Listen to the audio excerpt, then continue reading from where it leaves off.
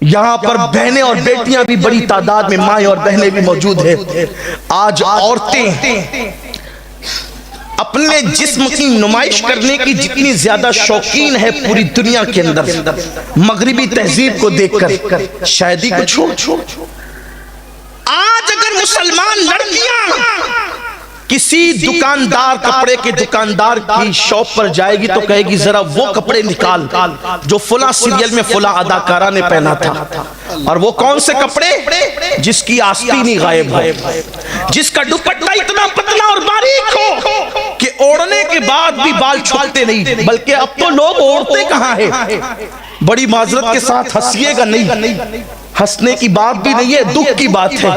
مولانا کو دیکھے تو سر چھپا لے، مولانا آ رہے ہیں، اور شرابیوں کے درمیان، جواریوں کے درمیان، شادی میں کافر کیمرامین کے درمیان پورے دوپٹے اتار کر کے کھڑی ہے، نمائش کر رہی ہے۔ کیوں بھائی؟ پوری دنیا میں آپ مولانا ہی کو پاپی سمجھتے ہیں؟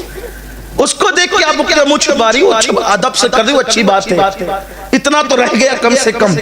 لیکن ہم نے پوری دنیا کے اندر اپنی عورتوں کو بے نقاب کیا۔ سنو، اگر یہ سمجھتے ہو کہ میں ہر سال حج کے لیے جاتا ہوں، ہر سال عمرے کے لیے جاتا ہوں، اور میں نماز بھی پڑھتا ہوں، تہجد بھی پڑھتا ہوں، میرے آقا صلی اللہ علیہ وآلہ وسلم نے فرمایا جس کے گھر کی عورتیں بے پردہ نامحرم لڑکوں کے اور مردوں کے سامنے جاتی ہو، بے پردہ گھومتی ہو، اور وہ اس گھر کے مرد اس کو منع نہیں کرتے، آقا فرماتے وہ مرد لوگ دیوس ہے، دیوس۔ اللہ نہ ان کی نمازیں قبول کرتا ہے نہ ان کی دعائیں قبول کرتا۔ ایک وقت وہ تھا کہ عورتیں لباس پہننے سے پہلے اس کو دیکھتی تھی کہ یہ کپڑے سنت سیدہ فاطمہ کے مطابق ہے کہ نہیں ہے۔ آج ہم اپنی بیٹیوں کو، لڑکیوں کو جینس اور ٹی شرٹ پہنا دیا۔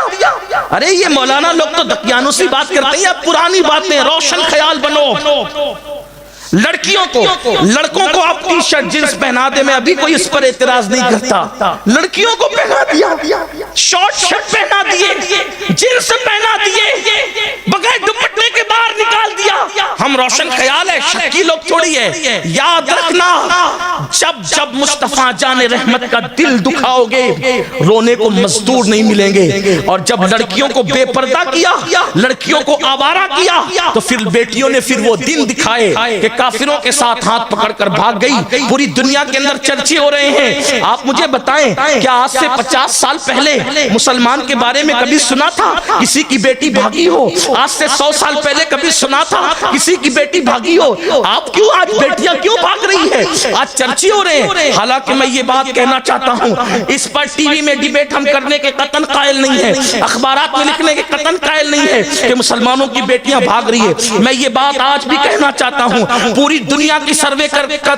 کر لیا جائے، جتنی مسلمانوں کی بیٹیاں آج بھی باحیا ہے، کسی قوم کی بیٹی باحیا نہیں ہے، لیکن چند ایک کی وجہ سے پوری دنیا میں لوگوں کو بدنامی ہو رہی ہے۔ میرے آقا علیہ السلام کے دیوانوں، آؤ مجھے ایک مسلم بیٹی یاد آ رہی ہے، اگر حالانکہ میرا عنوان وہ نہیں، لیکن بات کیا یاد آ گئی تو عرض کروں۔